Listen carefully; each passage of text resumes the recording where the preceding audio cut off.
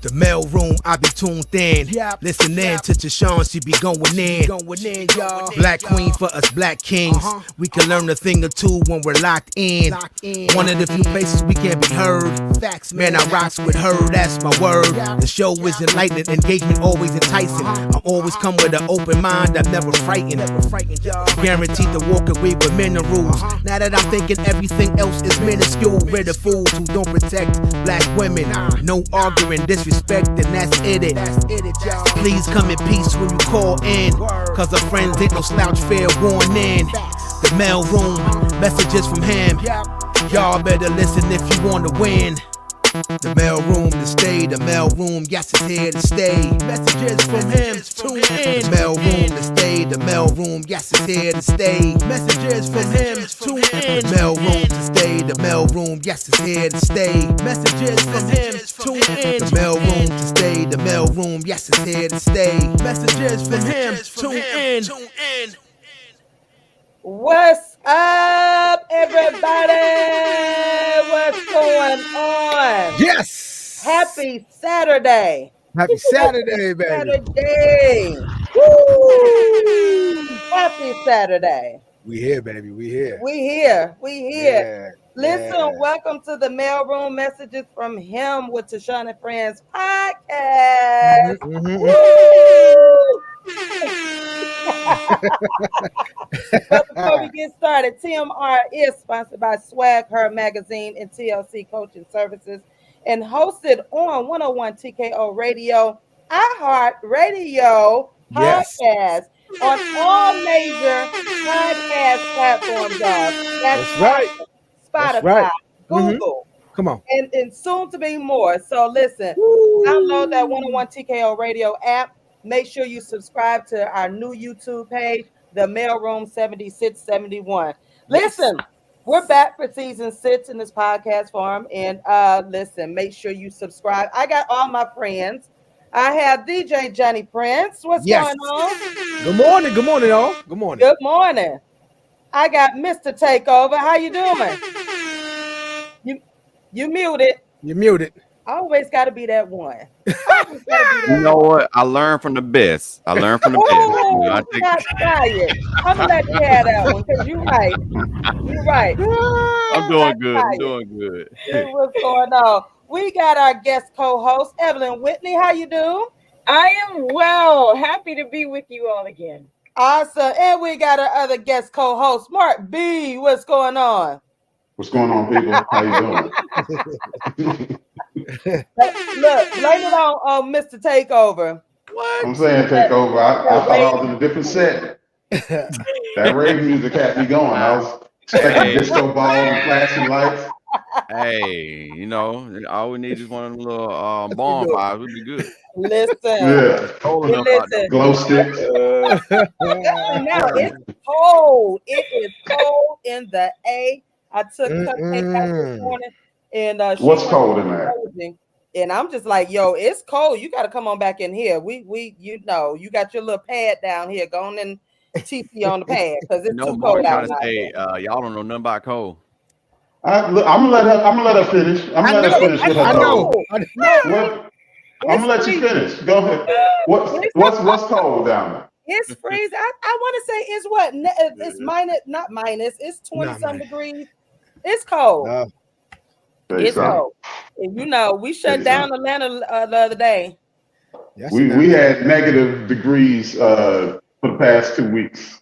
You know what I'm saying? We've been in single digits for the past 2 weeks. My mother-in-law called me from Cleveland, and Chef is, you know, he's back there, and he showed me the pictures of the snow. And I said, y'all still functioning? And she was like, girl, yeah, we negative. It's negative. That's a Tuesday. Exactly. She said, I'm going to the store. I said, going to the store doing what? What, y'all still open? Like, what? Look, it's only like down south where if that happens, like all the stores are cleared out and everything like that. Ain't no bread on the store. The stores don't open at no new times. Don't nothing new happen up here if it's cold. That's just bread, and milk and cereal. Now, Now, when the pandemic hit, people was panicking. Now that's when you didn't see bread, but just snow, just cold, no. I mean, we deal with that every year, so that ain't nothing. Yeah, we ain't like y'all. We ain't built like y'all. What's going on? Be Clear podcast. Be Clear Alert podcast. We ain't built like y'all. I used to pride myself on that. I am originally from Chicago, and I used to be happy and very comfortable, very very relaxed and set in the idea that when 4 feet of snowfall, you're not even expected to be late for work. No. Yeah, don't give you no grace period enough. Right. They don't care. You need to get up 2 hours because you saw that news that the snow was coming. Get up earlier. Yeah. Exactly. Yes. The difference is in the South, though, because it doesn't happen that often. The people aren't equipped to deal with it. We don't have the big snow plows. We don't have the big salt trucks. We don't have those types of things.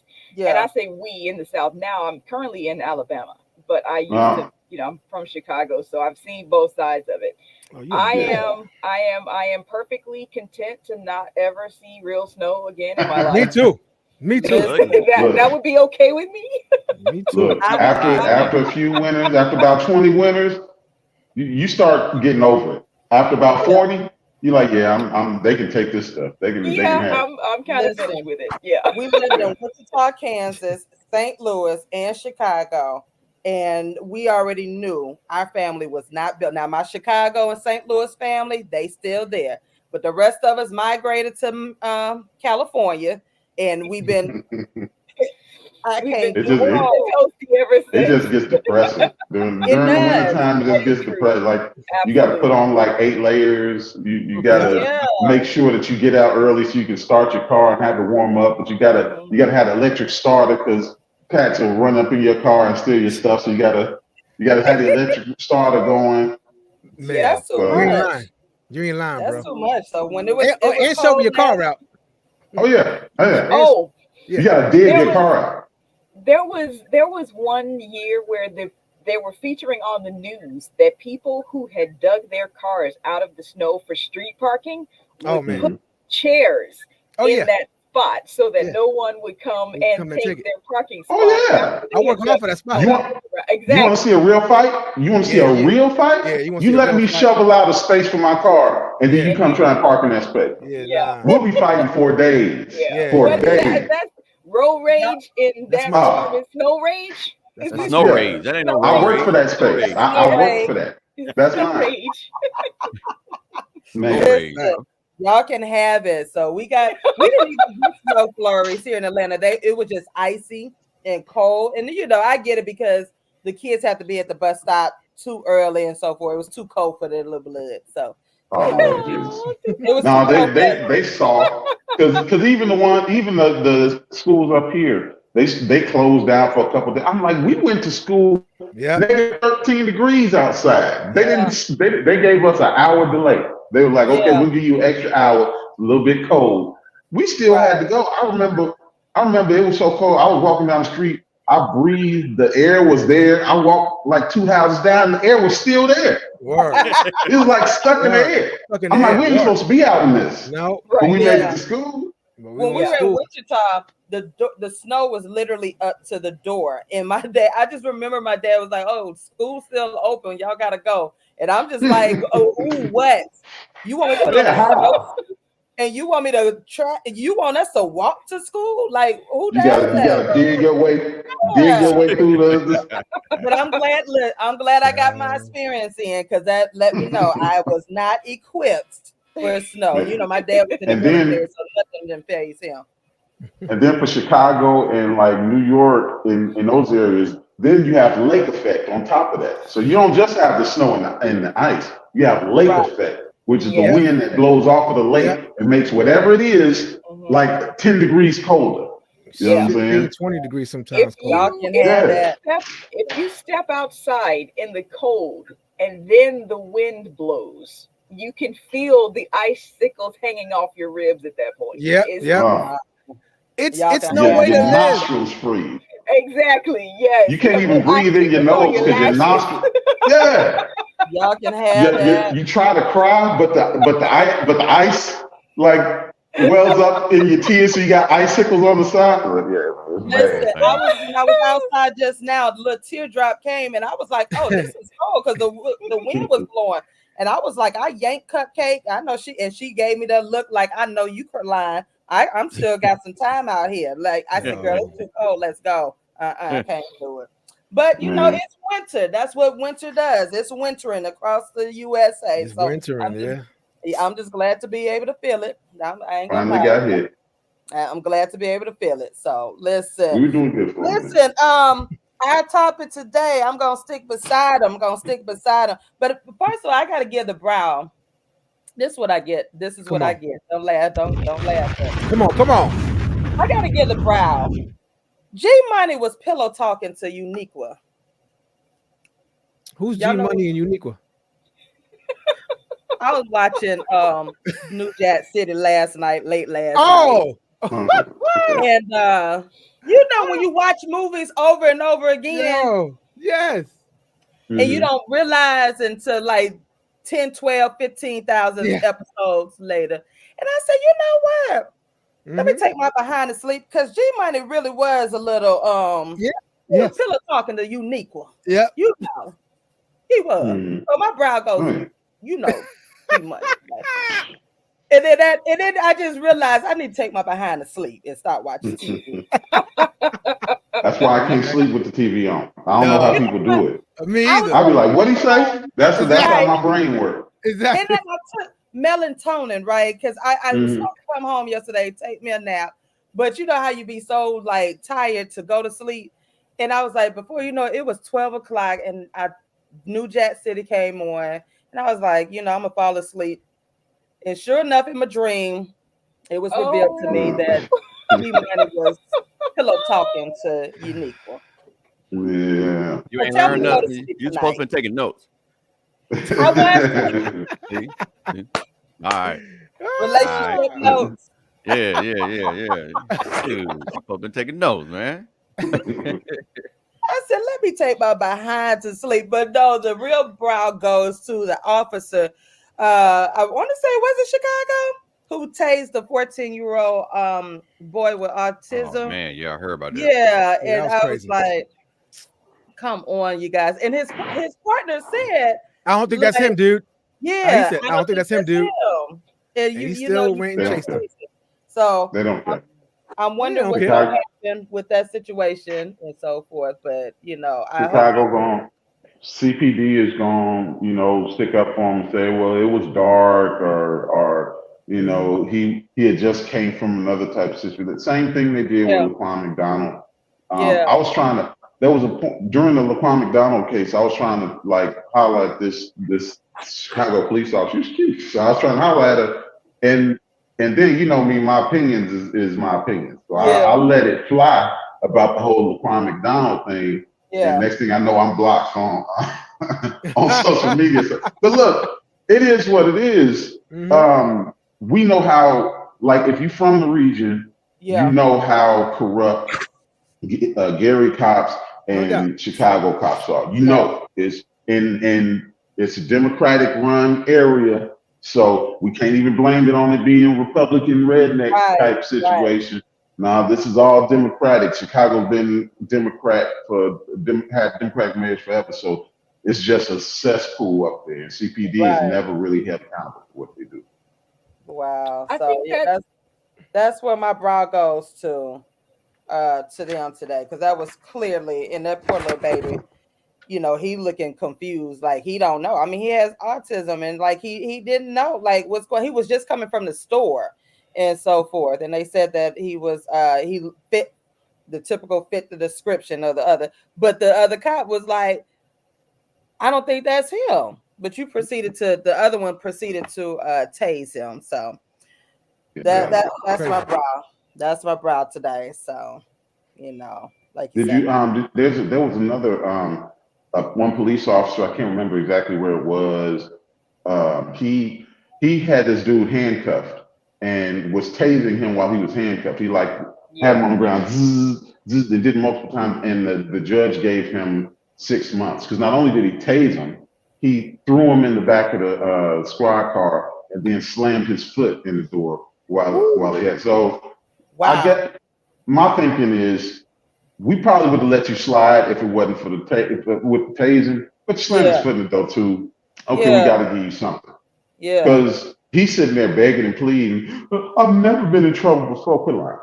Right. You never been caught before. Right. And he's like, but please, judge, begging the judge not to give him time. You got 6 months for tasing a dude handcuffed. Wow. And slamming him in the car. Speaking of what happened, how many years did they give old boy for jumping across the he ain't coming home. He not coming home. He ain't coming home. No, he gonna die in there. Yeah, he gonna die in there. I don't even know what it was.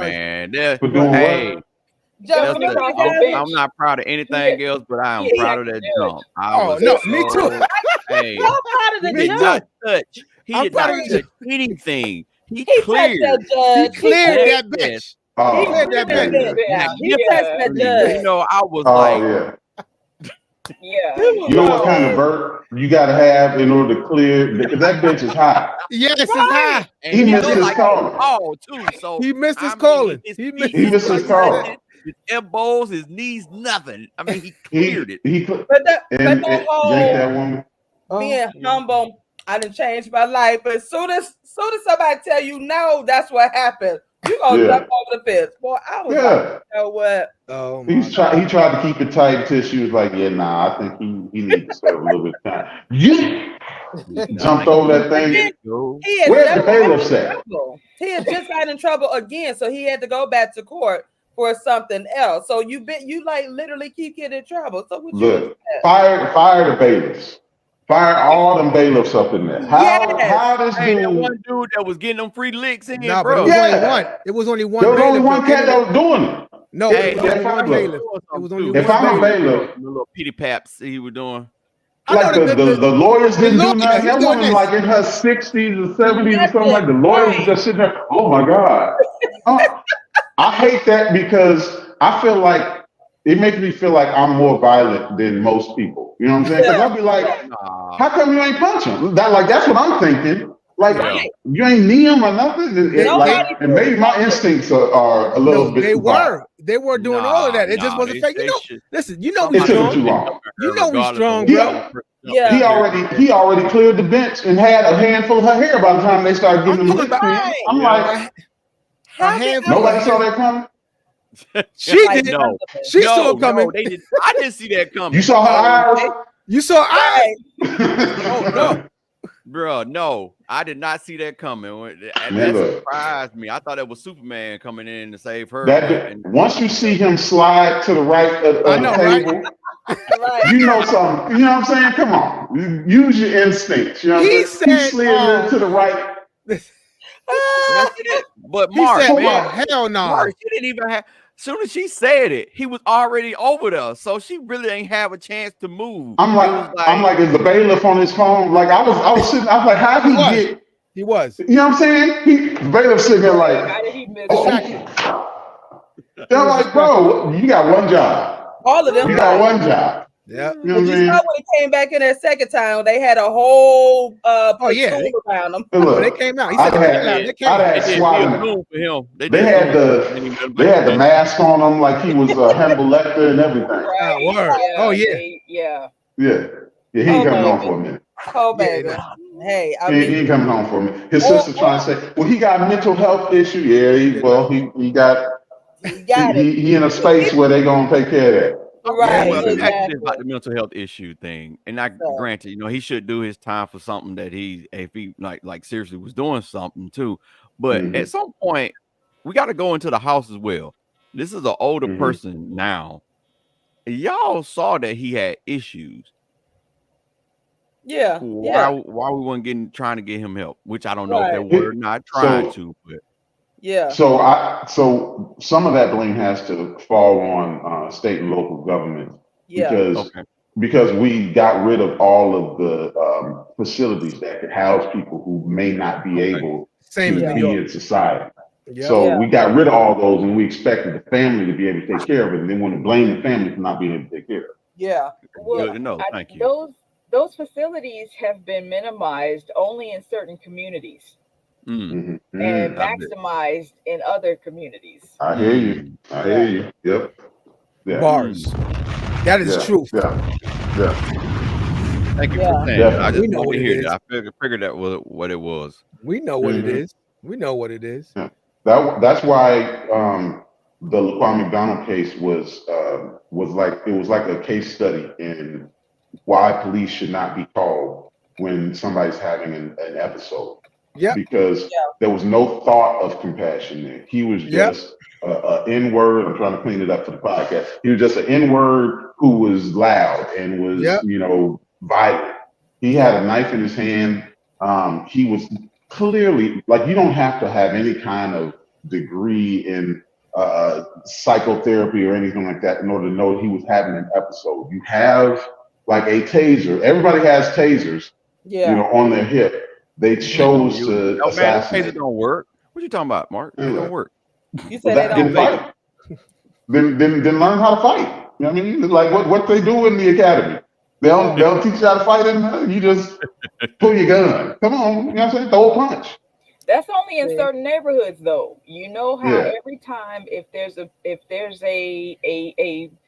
person brandishing a weapon in a community that is not minority, that person is somehow captured safely and taken to jail versus the assumption of guilt in other communities where that person is shot on sight. And I was going to speak earlier when you mentioned about the corruption in the Chicago PD. It's not just Chicago. It's all inner cities all over. Yeah, it's nationwide, and that's unfortunate. Absolutely, it is unfortunate. But it's always my concern that certain specificities get away from the larger context of the issue. Yeah, and that's why discussions like this are always multifaceted. Yeah. I think like where you're from. I mean, if you're black, where you're from, you know the temperature of law enforcement and the judicial system here, even if you haven't run afoul of it, right? And I have lots of stories from the region of like you're sidestepping aggressive young kids with no boundaries and no father figures and wanting to steal and kill. And then you're also sidestepping the people you're supposed to call in case there's an emergency or something like that, because they may be more corrupt than the crazy dude down the street that you are. They may be just as crazy as the crazy dude down the street. Mm-hmm. So like, if you're from that area, you know that CPD and Gary Police Department, GPD, I guess, they share in this one notion that they feel like they can operate without any kind of any kind of overhead oversight or anything like that. That their mandate is control and dominate. You're right. So, yeah. I completely understand that. I'm just saying that Chicago isn't the only place that cops think that way. Oh yeah. That's policing in America right now. Yeah, that's policing in America. That's what I was saying. Yep. That was exactly my point. Yeah. And as we're moving forward, I just wanted to offer a clarification to a statement that I made last week. We were talking about the notion of act like a lady, think like a man. Act like a lady, think like a man, as given by Steve Harvey. My comment about that referenced his multiple divorces or multiple failed marriages or multiple marriages and things of that sort. When I listened to the playback, it sounded like I blamed his number of marriages for the folly in that notion. And that is not what I was trying to portray. Okay. I was suggesting that people have accused him of believing that way because of the failure of those marriages. I personally don't have a reason to attack that mentality that he has or the reason that he has it, because where I stand, if a person is in error about something like that, the source of that error doesn't make as much difference to me. If you said that chickens aren't supposed to fly and they are, we're dealing with what you think. How you got there is a separate issue. I don't hold him responsible in that way, as some people had. So my point was that people have attacked him for believing that way and some of the other things he believes because of his number of marriages. I was trying to point out that that was the source of their belief of why he thought that way. It isn't my personal opinion that his number of marriages has contributed to that mentality. Okay, cool. Okay. Thanks for clearing that up. All right. Yeah. Listen, as we get ready to go in, let's give these business shout outs. And again, I'm sorry, the phone is ringing off the hook. I don't know why y'all calling me right now. Mine's ringing too. Y'all should be tuned in. Tune in, baby. Don't be calling me. Yeah, they're trying to be part of the conversation. I sent out the wrong link, so I'm going back. I'm going back and correcting them. Them the folks I'm about to cut off because you shouldn't be calling me right now. We live on the air, baby. That's right. I just need something real quick. Real quick. No. Right. just no. Nope. You have to call in, not call me. Right. Look at your face, asking me questions, sis. Sis, oh no, you cut off. 6 years now. I've been on at 10 o'clock a.m. every Saturday. Come on now. Come on, real quick. No. Right, real quick. I got a question. No, what? I'm on air. Come on, y'all. They gotta do better. Yes. Early in the morning. Doggone. You gotta do better. Yeah. And with that, business shout outs. Listen, Hair by Tatiana, Latressa A. Crawford, Executive Life Coach, DJ Johnny Prince, DJ Services, Women Are Dope by Chelsea Speaks, I Can Beat MS, and the Plush Lab. And for more information on these businesses, visit IG's The Mailroom 7671 page. And if you want your business shouted out, want a little commercial, all of that, connect with me at ygm7671@gmail.com. And get that. Oh, I'm sorry. You.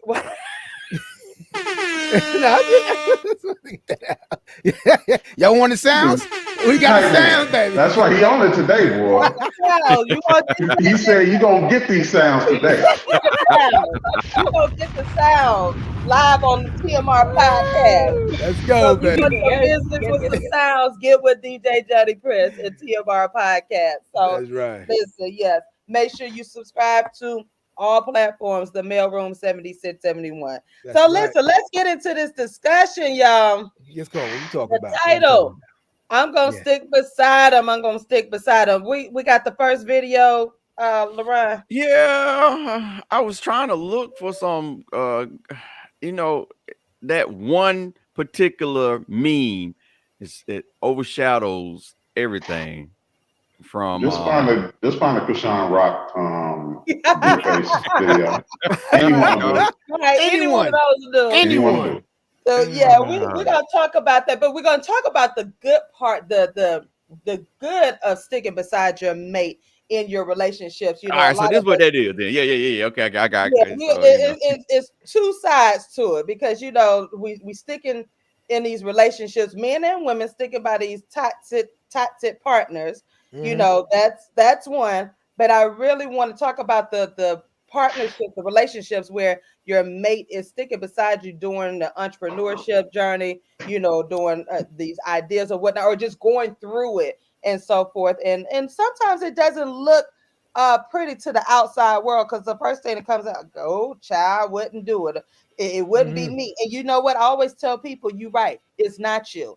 God didn't place you in that situation for a reason. So there's always a reason why people, but I don't want us to get it confused with you sticking beside somebody who's in a toxic relationship. Yeah. It's both ways. God didn't tell you to sit in no mess now, No. Which video is it? Exactly. Which video is it, LaRon? It's you asked me to get like I thought you was asking me to do a male and a female. The female was speaking on pretty much sticking beside what her husband is asking her to do. So it's more like trust in that sense. Okay. But the male video is talking about same. So it was just hard. That other meme was so there. Yeah. That's my man. I'm gonna stick beside him. It was that was the Steve Wilkos show. Right. Yeah. So that it was just hard finding. So So let me bring this one to the stage. Person crosses that threshold of being, hey, you belong to me, you are mine, we are each other's. Then I feel like it should be no limits. You know what I'm saying? Like, that's my girl. Like, whatever she wants, she gonna get. You know what I'm saying? As long as it's within reason, right? But I think a lot of people go into relationships keeping tally. It should be nothing off limits to them. There is no such thing as 1,000%. Being a simp for your girl, tricking for your girl. Like, this is your girl. That's my woman. It's different if I'm trying to get her and you know what I'm saying, she wouldn't be interested in me otherwise if I wasn't doing these extravagant things for her. That's a different conversation. But I'm talking about we in a relationship, we in a marriage. Simping, tricking, no. She can get whatever the hell she want to get because she belongs to me. And when she's outside, she represents me. So she needs to be representing accordingly. But for you to be in a situation, I ain't gonna do all of that. Nah, we gonna... What? Yeah. And let me play the other one. There's something you need for me to do in order to make this happen. Now I'm no longer questioning him. I'm saying, all right, I'm on board. Tell me what we got to do. And from there, other additional stuff is going to come out. All right, so yeah, I need you to pack 6 days worth of clothes. All right. Even in my mind, I'm like, 6 days. Come on. Well, I got questions in my mind, but they can't come out my mouth. Normally for us, whatever come up in here, what's coming out? Well, why are we gonna do 6 days? Do you know what we gotta do in 6 days? We can do something else with that money. So instead of that just spilling out, it's now, okay, 6 days. I'm wondering, okay, I'm gathering the clothes, 6 days. Okay. So is there anything else I need to be getting beyond the clothes? Do I need to make some calls? Do I need to, because it's really just changing your posture and your positioning. That's all. It's switching your posture from accusatory to wondering like why? And now it's, I'm supporting whatever it is that you say. So now your position has moved from I'm accusing you to now I'm supporting you. And that's real simple. So, but again, that's the process. And for those of us who, it takes work to do that, because naturally, when my friend called me and say we coming, we go back and forth with 15,000 questions. Well, girl, what we gonna do? And what we gonna wear? And what we need to call me back, girl? Send me your outfits. Like, what? Come on, I'm gonna FaceTime you. So that's natural for us as women. We don't mind doing it to each other. But for a man, it's... When I call one of the brothers, hey man, look, come ride Navy. I might say less. Say less. Hey, I can call one of the brothers. I can call, hey, Bo, hey, come on, roll with me to Nashville. Say less. He ain't asking how long we stand, where we going, who paying. It's like, man, let roll. So y'all going to Nashville with no clothes? Y'all ain't figured nothing out, where we staying, how long we gonna stay there, how we gonna pay for it, what we gonna eat, do we need snacks on the way? We'll figure that out, that's it. And to a just woman, go with the flow. I feel it. And listen, I feel it. And here it is. Sometimes don't even do the 3 questions. Amen. Sometimes just say, go. Yes. Let's go, baby. What you need? What we gonna? Hey, I'm rocking with you. Sometimes. Let's go. Cause that's what we do. Yes. I get that. Fact. All right. Who wants to go? Who wants to start? I actually talked to my brother yesterday, and I was talking to him about that one clip and how funny it was, because that's pretty much how it was with him moving him to Texas. And he had tried to get a couple of his military buddies to help him, but they was tied up. And never been in Texas in my life. Don't too much care to drive those extremely big U-Hauls, plus with a car attached to it on the highway. I just don't like it. But he called and he needed help because he didn't have anybody else. And that was my thing. All right, say less. You know, I'm just that's my boy. That's my brother. That not my actual brother, but he been in my life for so long. That's how I see him. So, hey, that's my support. You know what I mean? Yeah. I've been in a situation similar to what you're describing, LaRon. A number of years ago, a friend of mine called me and I said, "Hey, it's good to hear from you. How are you?" My friend said, "Not good." So I said, "Okay." And now I'm listening. And then the friend said, "What are you doing right now?" And I said, "What do you need me to be doing?" She said, "I've had a fight with my roommate and my stuff is out on the street. Can you come get me?" Say less. That's it. Yeah. That's it. I need your address. And that was it.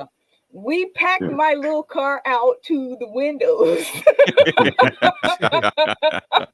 And eventually they did work things out. So I'm glad that that relationship was restored. But the where I was going with that is the idea there are situations that don't require 50,000 follow-ups. As a woman, I'm saying that. But in those situations where the follow-up is conscientious, it's not just because we want to talk. It's because we have considerations that you as men don't. There are public facilities that a woman would have more of a need for than a man. So when we have to think about those things, use some leaves outside. I open the car doors up. When we have to think about those things, we're not questioning you. We're making sure that we're going to be able to care for the things that we need to care for ourselves that you don't. That isn't supposed to be considered as an attack on what your decision was. Or a challenge, yes. It's not supposed to be considered as a challenge. It's it's a recognition that we have different physical needs than some guys. And we do have to learn how to change the verbiage, because I remember this was a few years ago. Chef said, "Oh, I got to, pack your." He did the same thing, pack your stuff for a weekend trip. I ask questions. It's the teacher in me, because I do want to plan and I want to make sure that I have the proper stuff with, because I am a woman and I want to make sure. Whereas y'all men just get in the car and you're just gonna go. So I wasn't it wasn't the fact that I was not trusting him, but I wanted to make sure that I had proper underwear, proper, hygiene stuff or whatever, right? So I did ask him, but my girlfriend had to tell me, rephrase the question and go the other route. Outside of 285, go around, go differently. So I did. I said, "Hey," I said, "Am I gonna need, deodorant?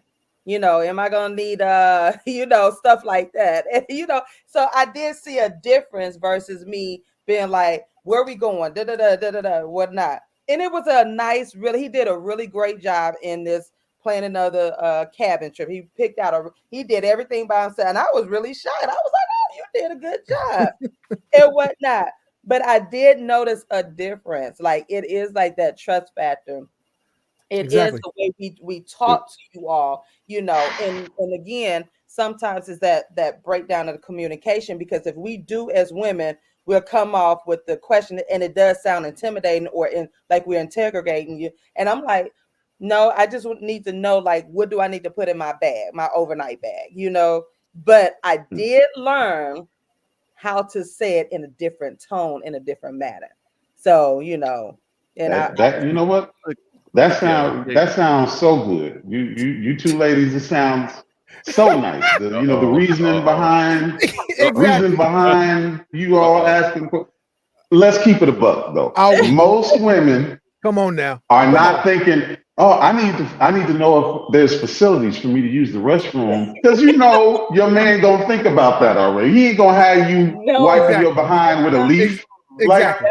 Like we gonna have that. We gonna have that taken care of. Like most women just want to know. Well, don't date that kind of guy. Don't date the kind of guy who expects you to hold it for 3 hours or something. You know what I'm saying? Like, come on. Just date the kind of guy who loves you for real. You know what I'm saying? So, but like most women just want to know. It burns. It's something on the inside that just spoils them and destroys them if they don't know every aspect of why or where we're going and when we're gonna be there and who all gonna be there and how we gonna be there and what time we gotta be. Like they need to know all this information. You sit there like, baby, I got it. Okay, just like. And now, did he get? Because do he know what kind of food I like? Because he might take me someplace where I don't like the food there, and there might be people there that I don't like. Because there's all kind of considerations that you all have, and that's the reason why you all like, well, I just need to know, give me more information than just be ready at 6 p.m. Come on now. There's some women can do that. If you trust the guy, if you trust him, you still got to battle with yourself. Be like, okay, I trust him.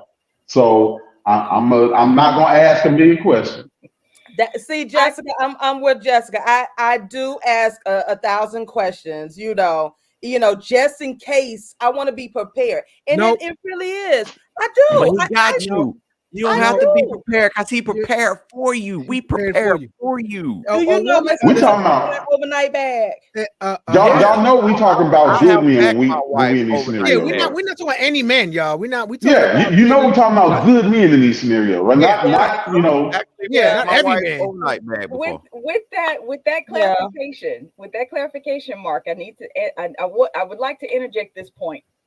Mm-hmm. When you say we're talking about good men, we assume that the man is good in terms of emotionally competent and healed. Mm-hmm. Not every guy is at that point, even if he's working toward it. But the real thing that I wanted to get to is a lot of times, even if a woman is asking a legitimate question, the way the guy takes the question becomes a problem, moreover than what she actually asked. There are women who can present questions even in respectful and considerate ways, but because it's a question, he feels challenged. No, not necessarily. Maybe it's because we don't ask you that question. If you tell us to be ready at 7, then we'll be ready at 7 and we'll be cool. But when we tell y'all to be ready at 7, they're like, well, why? Where we going? What time we gonna be there? What we gonna eat? The gentleman in the video in the blue suit that was talking to the woman, the two videos, the one guy had on the red sweatshirt, and then the other video had the guy with the blue suit talking to the woman.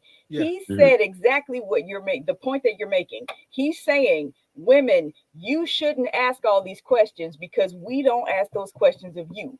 That mentality is flawed because we are different people. We can't just say, you wouldn't do this to me because I don't do it to you. And that's just the bottom line of how it should go.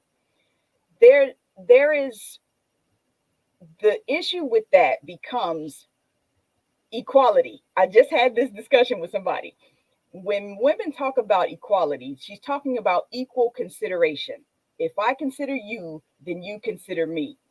A lot of men hear that, oh, you want to be equal, so you pay half the bills. So you do all of this stuff that I do because I'm a man and you want to be equal and you do it too. If I don't need a hug every now and then you shouldn't need a hug either because we're equal. And that's not the point of it at all. When she's saying equality, she's talking about equal consideration. If I consider your needs, then it's right for you to consider mine. This is how we're working in the relationship together. To get to a place where there's enough trust one to another that certain questions don't have to be asked, I concede that point. But where that point actually is can vary based on the individuals. It's not always the best practice for a man to say to a woman, you shouldn't need certain things because I don't. The same way it's not right for her to say to him, you should need these things because I do. You should answer me when I ask you how was your day with 5,000 words. you should do that for me because that's what I do for you. No, that isn't the thing. People have to recognize that we're individuals, and bringing those individuals together, bringing those individuals together is how the relationship moves forward. Not one person becoming so much like that other one that there is no difference, man to woman or woman to man. And I get that. And in the complexities of a relationship, you have two different personalities. Right. But we're talking about an event, because generally guys aren't like, hey, grab your coat. Usually we have our mind tells us to plan things out a certain way because we have to take care of eventualities, right? So if we're in the space where we're like, hey, meet me at 7, I'm taking you somewhere and I'm not going to tell you, this is an event. This is something that we've put together. So just like you would expect your man to trust you to handle things, you have to extend that same trust to him. Exactly. Because if not, then what you're saying to him is that you can't follow his leadership, you can't follow his direction. He should follow yours. He's not as solid as you are. So I understand that, like, if you have a neurotic person, and not just a neurotic person, but somebody who gets nervous about certain things, and you put them at ease. It's specific for every individual person, but generally, if a guy is like, hey, clear your calendar for this evening. That should be it. Not even a gentleman, your husband. Tell you.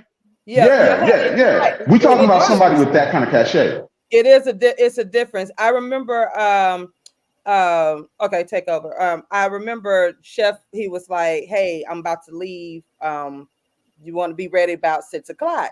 And I was like, I came with the questions. What's happening? What we doing? What, and he was like, you always dress. He knows I dress nice, period. I'm going to dress. But I was asking, like, are we going to be outside, a party, or whatever? He said, no, just put on something casual, jeans or whatever.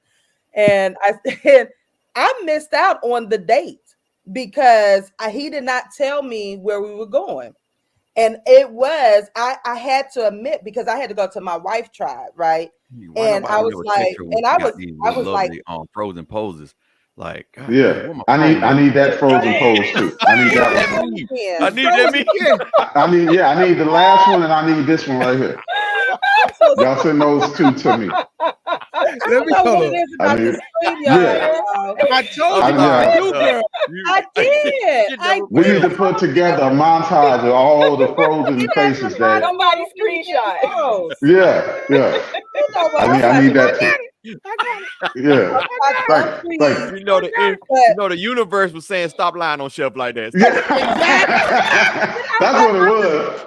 But I admit, I was not, I admit, I was not trusting him. So I missed out on a date. He went on it because what Chef ain't going to do now, he'll let you know, I ain't going back and forth with you. He hopped on in the car and he left and he went on to the date. And come to find out, it was at my cousin's house that was having a party. So my cousin called him. He was like, why you ain't here with C? And I was like, what excuse did you give? That's what I want to hear. What excuse did you give? I did give an excuse, and he knew my cousin knew I was lying too. He was, and so they snapping pictures, they showing me they having a good time. I was mad at myself because I was like, that was that point where I did not trust my husband. Nope. And I did. I learned from that. I did not trust my husband because I wanted to be in control. And when you're married, you do have to make a conscious effort to say, okay, am I going to stick beside my husband when he's making these choices or whatnot? So take over. Go ahead and ask your question. I'm going to hop on out and come back again. Man, because it was the one that I wanted to ask you, but everybody, I want to ask you first, though. But go ahead. You come back. Okay. Can y'all see me now? No, you just. It's a black screen right now.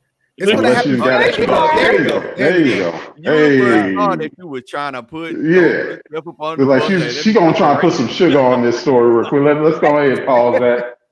You know what you can do? See if you can stop the recording. That's the only reason it's gonna stop. If you stop the recording.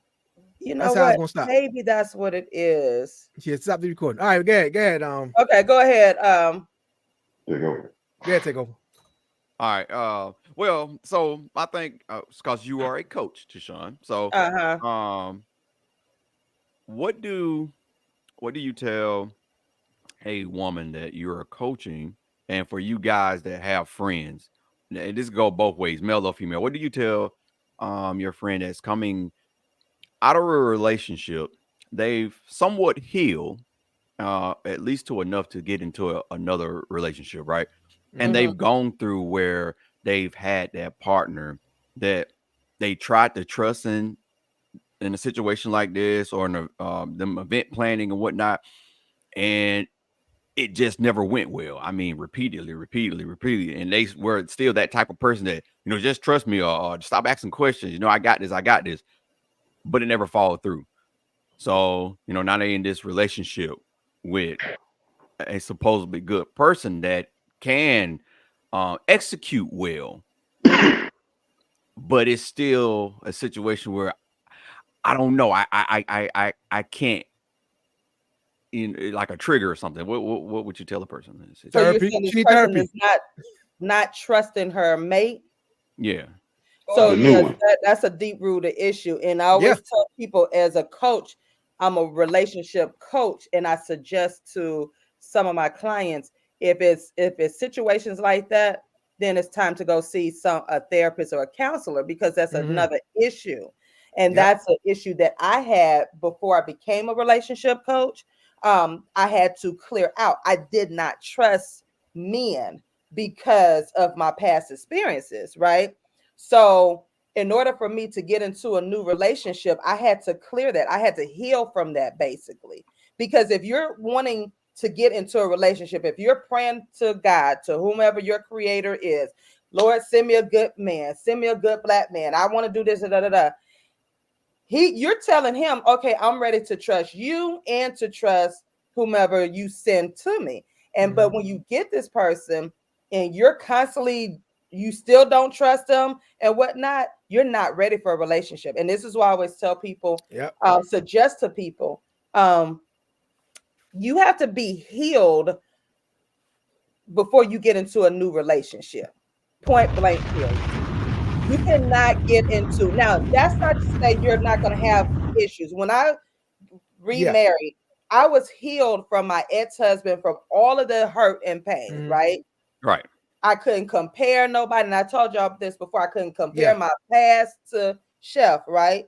Now we have new stuff that we are dealing with or whatnot.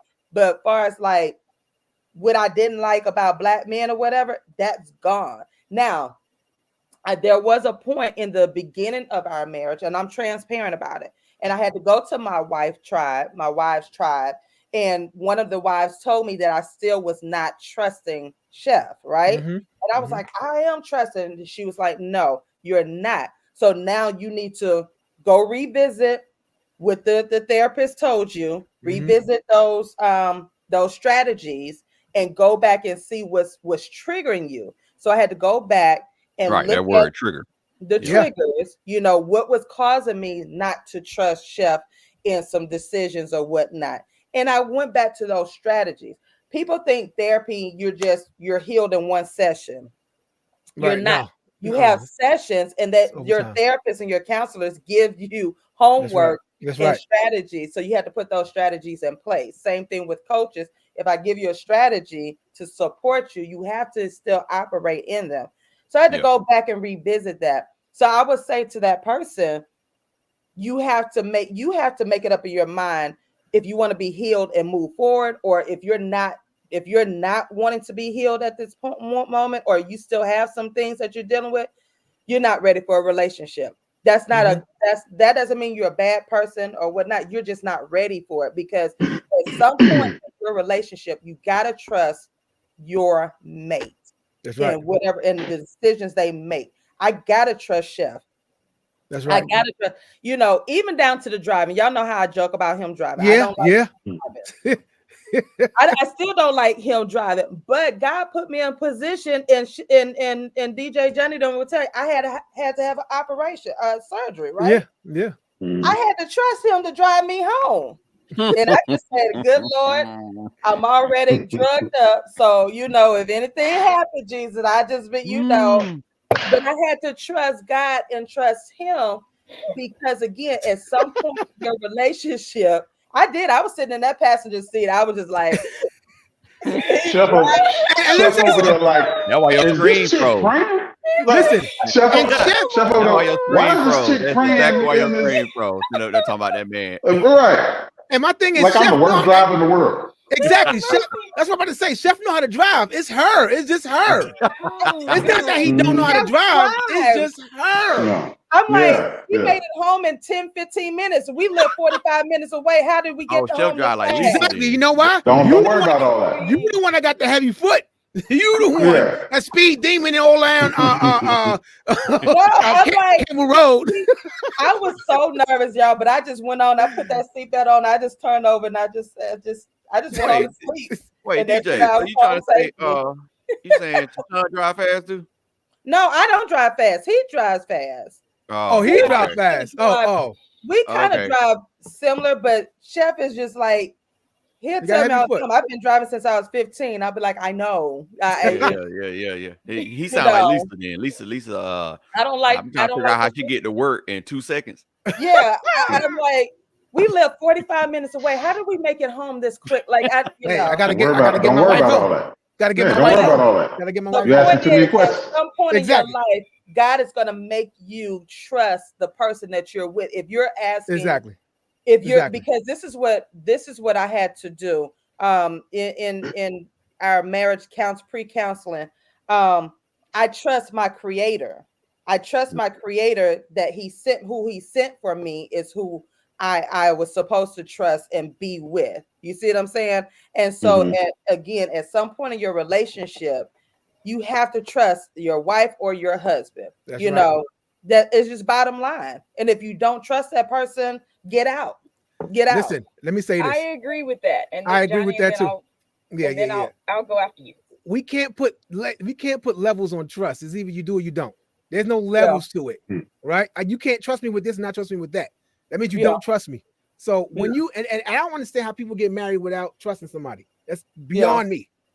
There is questions that this is why it's important to have some sort of counseling, or some sort of marital counseling before, so you can know the questions to ask to make sure that this is it. Am I able to trust this person 1,000%? Yes or no?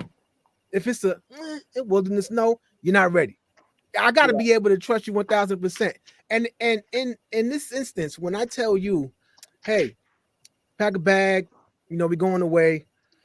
I already know who you are. I know you're the type to ask 1,000 questions. Yeah. I get that. I already know that.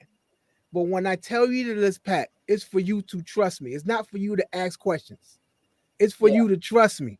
And if you can't trust me with just that little thing, then you don't trust me at all. However you want to paint it, however you want to flip it, believe. If you have to ask me 10,000 questions on the pack an overnight bag, you don't trust me whatsoever. That's just the reality of it. You have to understand, you have to trust the person that you are saying, this is my person for the rest of my life. Not I trust them with this. It's I trust them, period. Not with something, it's period. Yeah. And we just need y'all to trust us. That is it. That is all. That's all we need you to do. And again, we talking about good, healthy men, great emotional balanced men that is willing to take care of you without no problem. We're talking about good men. We ain't talking about half-ass men. We're talking about good men, right? Yeah. If he tells you to do something, if he asks you to do something, if he requires you to do something, just do it. Just trust him. Just trust him. Make it that simple. I don't care what it is. Close your mouth, close your eyes, and taste this. Just trust him. What is it? What you putting in my face? I was in the car. I was in the car on the way with you until you said that. Yeah. They all jumped out. They all jumped out right there. They all jumped out. Don't put anything in my mouth. They all jumped out the car right there. You ain't never lied. I jumped out. Don't that sausage tastes good, baby. I don't care how fast You almost had. You almost had. I just You almost got him. messages from him, and then he come with this crap. Open your mouth and trust him. Open your mouth. Yeah. Just open your mouth. Close your eyes. That's all. Close your eyes. Open your mouth, baby. Close your eyes. Don't you trust me, baby? You gotta trust me, baby. Everybody at home. Okay.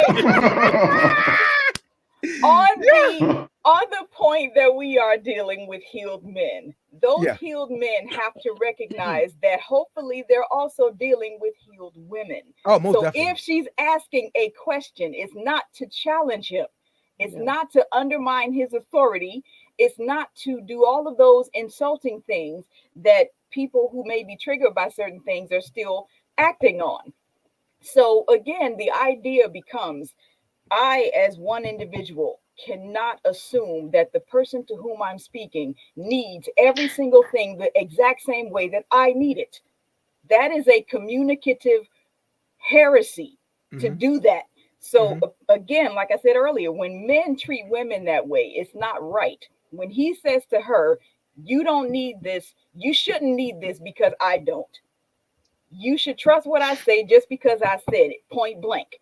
So when she says back to him, if you trust me that same level, if you trust me at that same height, there shouldn't be an issue with me asking a couple of follow-up questions. That premise does not justify a woman tearing a person down because she just has to know every single thing about every single thing that even he doesn't know. So his problem becomes her asking certain questions means that he has to tell her that he doesn't know, and he doesn't want to acknowledge that he doesn't know what she's asking. It's easier for him to say, just be quiet, just let things be as they are, because she's asked him something that he has to acknowledge he doesn't know. Okay, These you're right. types of issues, we agree. These types of issues are the fulcrum upon which the communication and trust bridge teeters. You said earlier that if you trust me, you trust me. If you don't, you don't. There are gradients in that. If I meet a guy who is a financier, he knows more about money than I do, absolutely. But his taste in restaurants sucks. You ask me to go out with him, he says, hey, I'm taking you to lunch. Don't ask me why, just come. No. The last couple of places you picked, I got sick. I have a question. It's not a challenge of my respect of him. It's not a challenge of anything the way that it's often taken. It's a question of how we are moving together. And you threw a circumstance in there. That is that in that circumstance, of course, I'm going to ask the question. No, right? But see, that's what I'm saying. That circumstance exists when women are being told it shouldn't. But that has nothing to do with trust. Yes, it does, exactly. No, it don't. No, it doesn't, because I got sick the last 6 times that you took me out. That has nothing to do with trust. Yes, it does, because if I go by certain things that culturally we're talking about, then it shouldn't matter that I got sick the last time. I'm just supposed to blindly trust. He says, let's go, and I'm just supposed to go. No, girl. That's not how the back and forth works between an interconnected relationship. Again, remember, we're talking about the presumption that these people are healed. We're not talking about people who have trust issues from the past.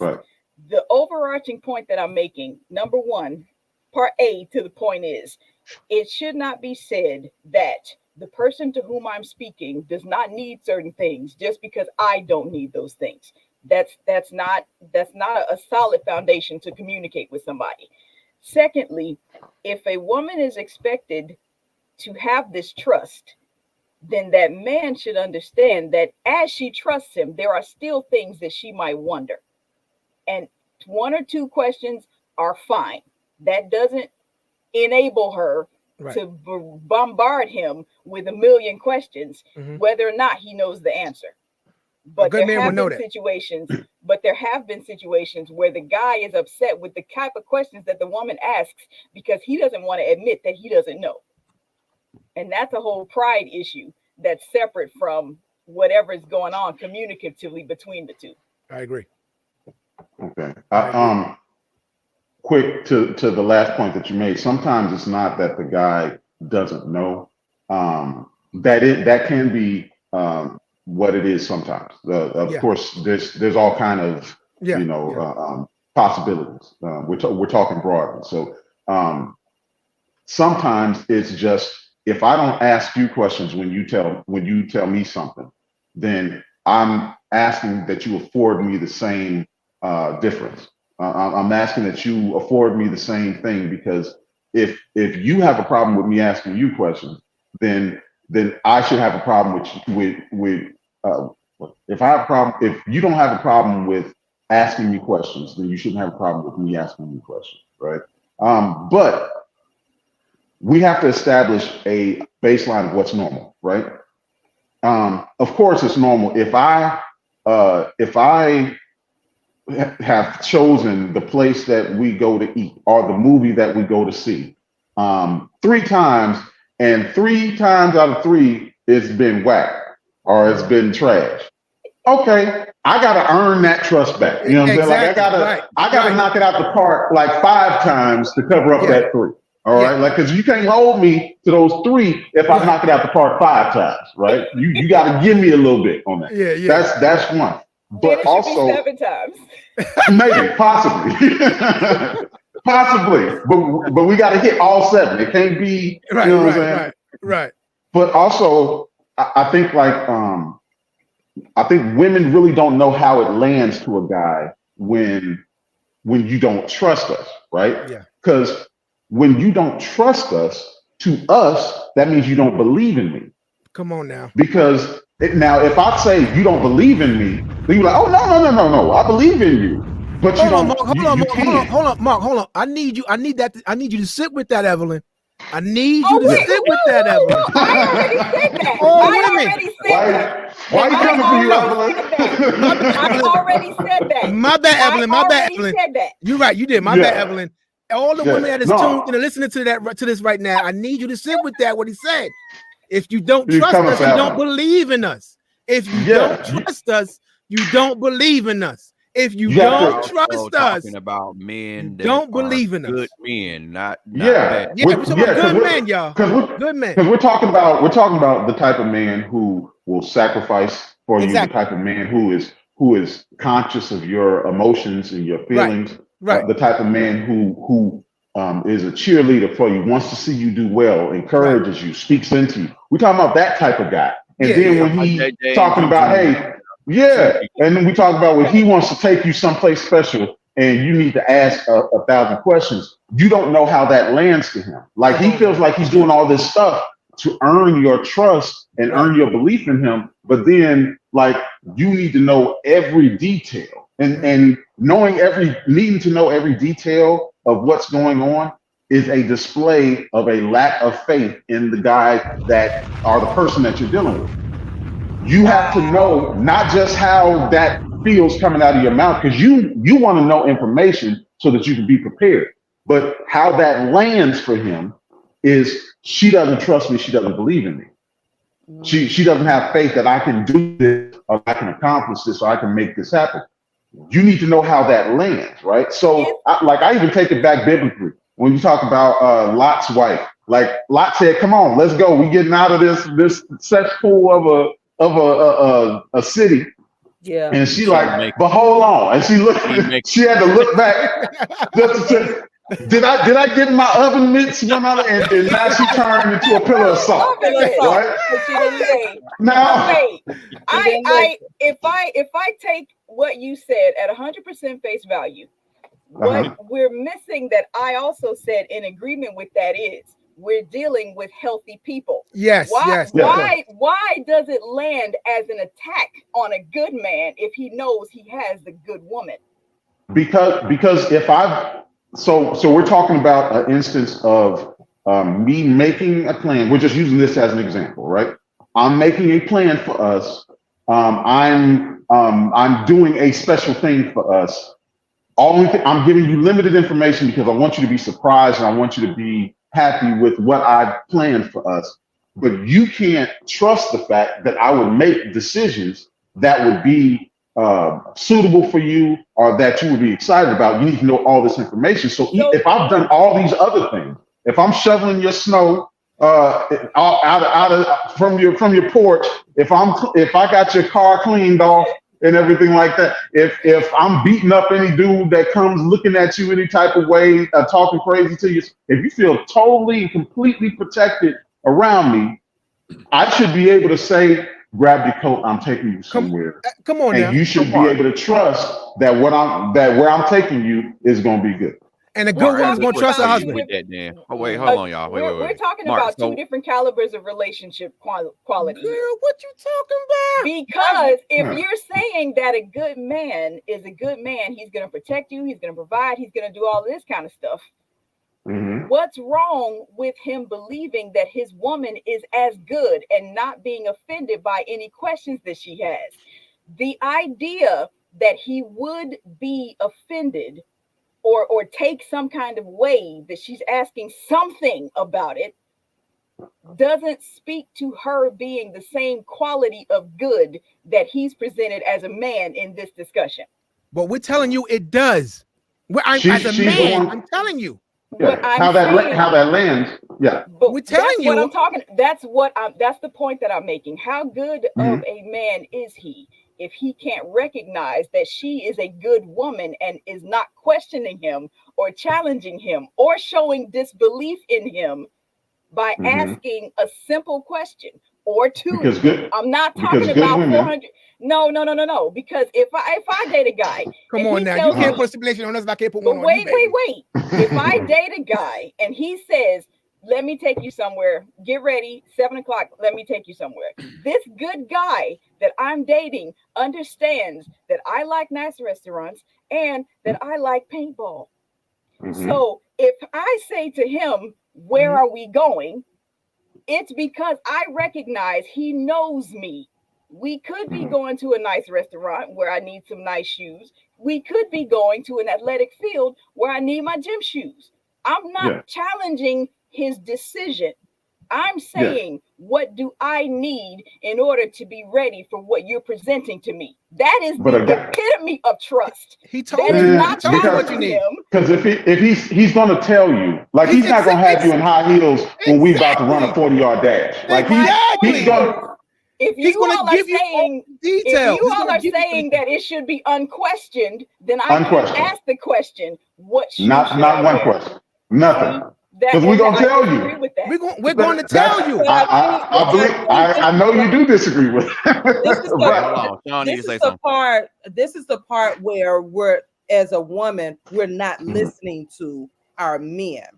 Because again, it's still becoming a combative situation. So from what I'm hearing from the guys is, you trust me enough. I already know that I know what you need is good. Like what you say, Mark, if I know that I'm going to take you to a restaurant, I'm not going to have you dress in your outwear and knowing that, hey, I'm about to take you to. So I'm going to give you those clues and those hints. And I can only speak for me as a woman. That's the part that I was missing. I was so ready to jump at the questions. I really wasn't hearing what Chef was saying. Chef told me casual wear. He was like, casual, just dress casual. But I took it a step further because it wasn't detailed enough for me. I wanted to know, okay, what's casual? Could casual mean with some pumps, some wedges in jeans or whatnot? And he was like, your casual wear, right? But because I wasn't satisfied with what he was telling me in the details, I missed out because he did tell me as a man, I know, now I understand men are not going to be as detailed as we want them to be when it comes to events or whatnot. I get that. But now I'm understanding how to hear him and to really listen for the clues. So now if Chef tells me, hey, get ready, we're going to go out. I already dressed nice, but he will tell me, okay, we're about to go to the movies or whatnot.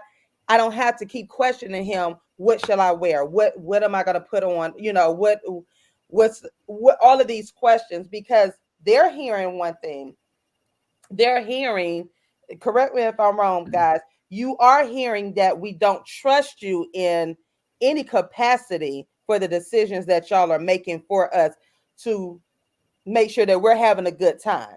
Is that what y'all are saying? Like, correct. Yeah, I think it's something like if you watch kind of media, or if you watch like television shows and stuff like that, any kind of dynamic where there's a husband and wife, it's always like the husband is bumbling along in the relationship and the wife kind of has everything on lock. And if she was to go away, the whole house will fall apart. Well, in our scenario, if we're saying that we're going to tell you, hey, be ready at 7, that's not going to be like the only thing we say. We're going to be like, hey, dress casually, you know, be comfortable. I'm gonna come get you at 7. We're going to go someplace. That right there to us is all the information that you need, all the information that's required in order to let you know that we have everything else taken care of. Right. We know who you are. We know what you don't like. We're not going to have you sitting in a room full of everybody you hate. You know what I'm saying? Eating food that you're allergic to. Exactly. You know what I'm saying? Exactly. You know what I'm saying? Staying there like we did, like, you know, we got that on lock. So we're asking you, when we do that, we're asking you to trust us and believe that we're committed to allowing you to have a good time. So when you can't do that, when you're like, well, I need to know, you know, what's going to happen. Do I need to wear heels or do I need to wear flats? Or how far is it? Is it going to take a long time to get there? When you asking us all these questions, you make us not want to do stuff. Come on. Right? You make us decide, okay, it's too cumbersome to try and do something for her. Now she could do something for me and be like, I'm gonna blindfold you, and then you know I'm gonna drive you someplace, and we'll be like, where the blindfold at? Yeah, you know what I'm saying? Throw the mug on, take me wherever. But when you need more information, now you know you didn't have a blindfold on before. Don't do that. Don't do that. You didn't have a blindfold on before. I'm getting out. So when you close my eyes up, I feel like I'm in a block room. Mr. Malik, Mr. and Mrs. Takeover, don't act. No, I know. Take over. No, he didn't have a blindfold on before. Right. Don't do that. You know what I'm saying? It might have been in different circumstances, but you know you had one on before. So let me ask this question, fellas. So if we as women, is it okay for us to ask a question or two in reference to you taking us somewhere preparing? Is it okay? And if it's okay, how should the tone be? Because I really believe that it's the tone and the verbiage that we use with you all. Because women, that's important. We're going to, no doubt. Naturally, we're prepared. I think Jessica was saying earlier, she likes to be prepared.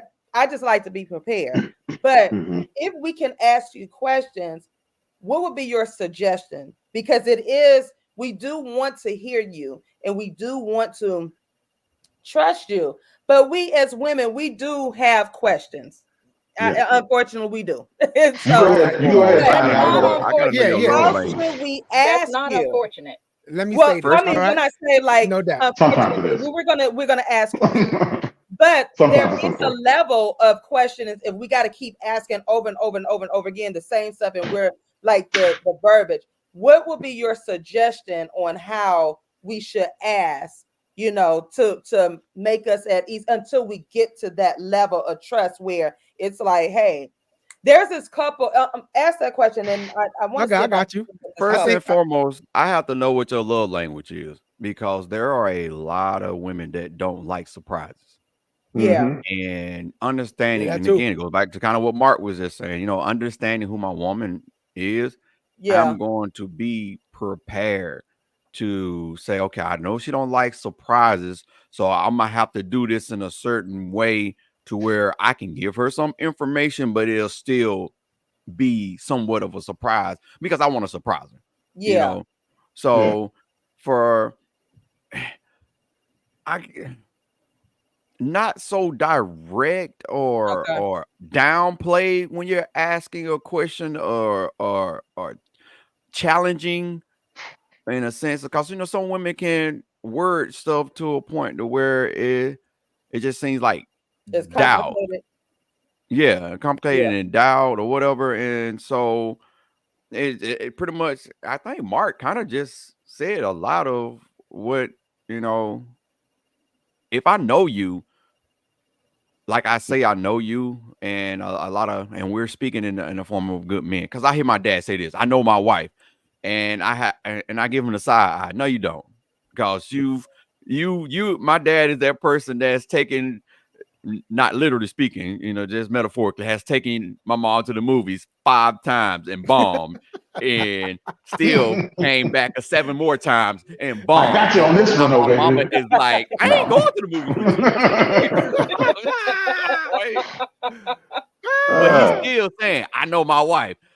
Nah, man. Nah. You just need a good winning streak. That's all. He'll be back in there. He needs about 7 good ones. Yeah. Good ones. 7 good ones, he'll be out. Yeah. Y'all have to grab that one. So here's the thing. You can ask things like, are we going to be going long?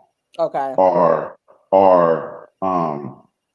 like don't ask stuff like, now you know what kind of food I like, right? And you know what I don't eat. Don't do that stuff because I ain't your kid. You know what I'm saying? Like, and I got you. If I'm telling you I got you, I got you. Don't don't question whether I know what I'm doing when I'm putting something together. Because we have to establish that this is an event. Like, we're doing something for you. It's I'm showing you that I love you by doing this thing. So so that's why you want to ask minimum questions. Like, you don't want to ask a whole bunch because you don't want him to ruin the work that he's done to try and show you how he feels about you. Like, this is an expression.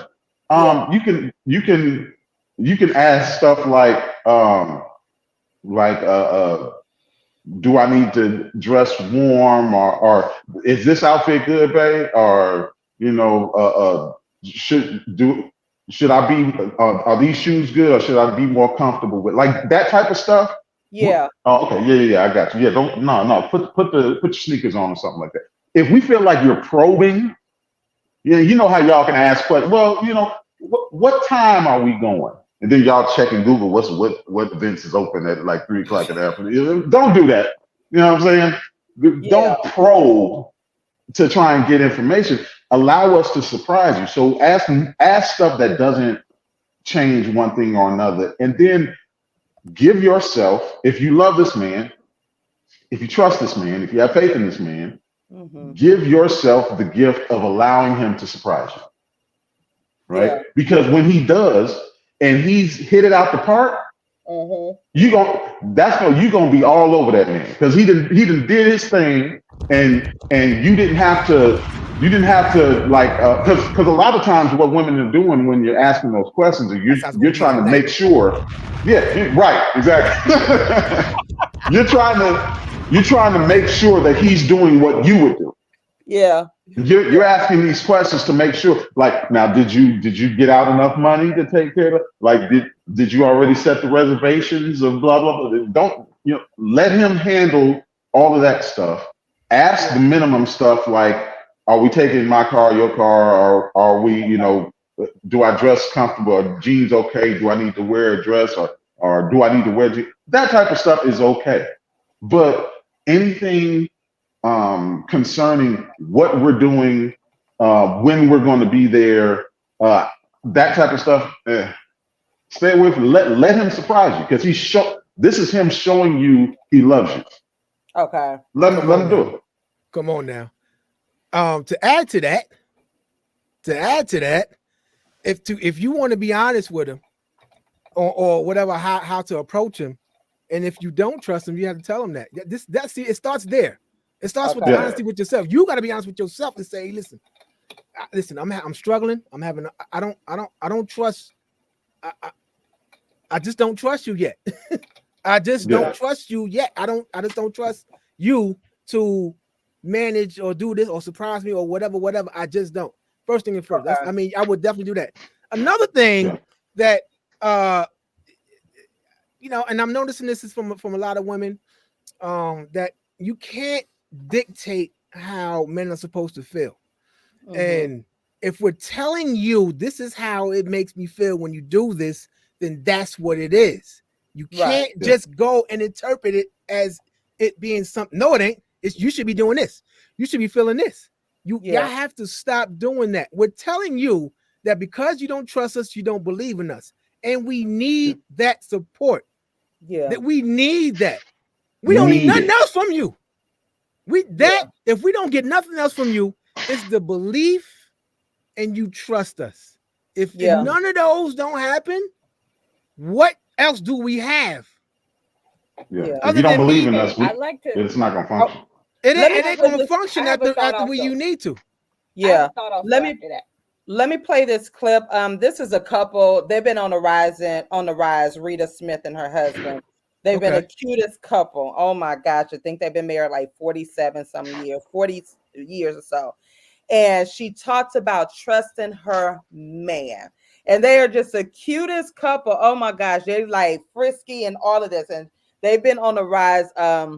Because their video's been going viral about like the one video where she is in the bathroom. She said, "Oh, child, my husband, my man that messed up my hair. He got my curls messed up, but he got them done again because we just had us a night." Like, you know, she's embracing being a wife and how she trusts her husband. And I want to play this clip of them. Girl, I'm coming back. Oh, this is my favorite. Yeah. I love these two. Girl, I'm coming back there with you.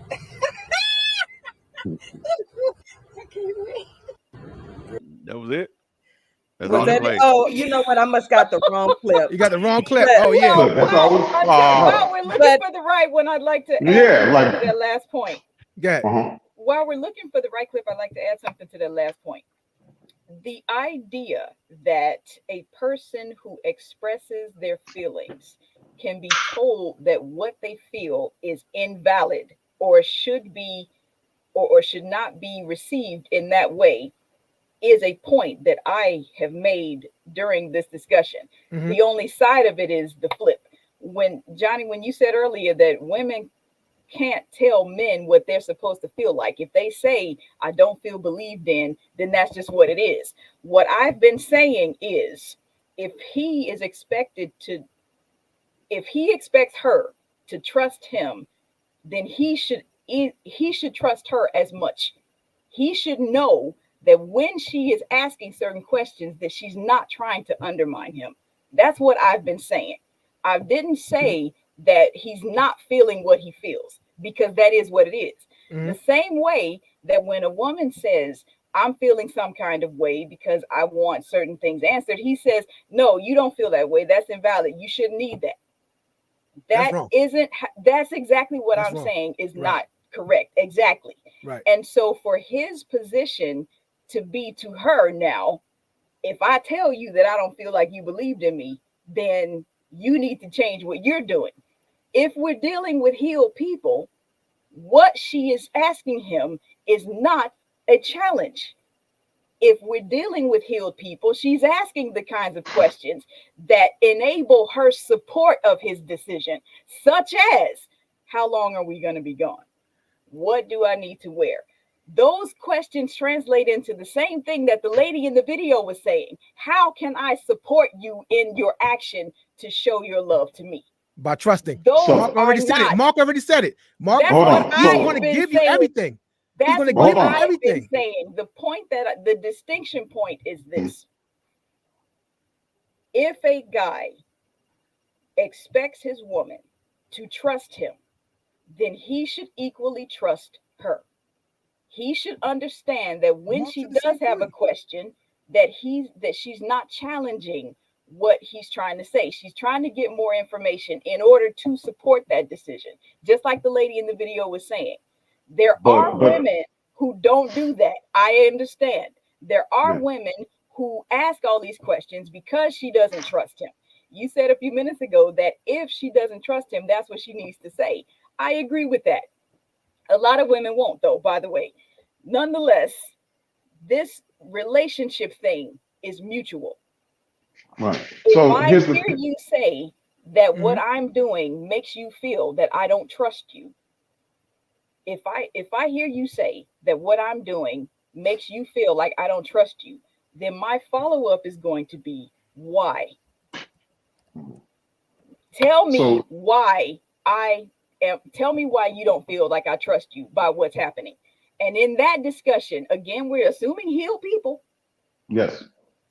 In that discussion, the guy can then say, you asked me how long we're going to be gone. That was fine. But then you checked online to see what other activities are at the same time. That was an issue. He can say that to her and they can deal with those issues. It's not a safe practice always for a person to say, you trust me blindly, and not expect that their trust of that person shouldn't be anything different. Okay. So I agree. Go ahead, Mark. Go ahead. I'm sorry, real quick.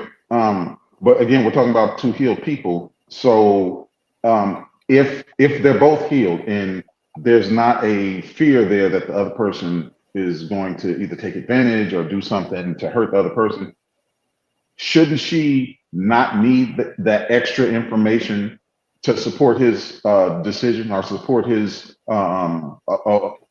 whatever it is that he's planning? If they're both healed, if she not necessarily, if they're both healed, hold on. If they're both healed, if they're both healed, and she's not comparing him to something that somebody else has done or some past relationship or something like that, then there's no triggers. Then there's no trigger. They healed from that. Then shouldn't she already be able to support it due to his past actions and how he's treated her already? Shouldn't she be able to support his decision making? You have already answered your question. When I said not necessarily, my exact verbiage can be taken from what you said earlier. Those questions that she asks in complete support of him both being healed don't undermine his ability. They're asking questions about the event. How long is it going to be? Where do I need shoes? Do I need this? Do I need that? All of those questions, again, speak to her support of his decision. Those are healed questions. There's nothing wrong with that interchange before they go on this event. Which event becomes a part of a pattern that establishes the trajectory of the relationship. So it's not necessarily we're not talking about a new isolated relationship. thing. No, we're not. You're correct. We're talking about people who are healed in quality relationships and being married, if we even go to that extent, like Johnny Prince was saying earlier. So and I have one more follow-up question too. Go ahead. Okay. To answer your question with what you said, it is okay for her to ask questions that don't undermine his capability. Questions specifically about the event.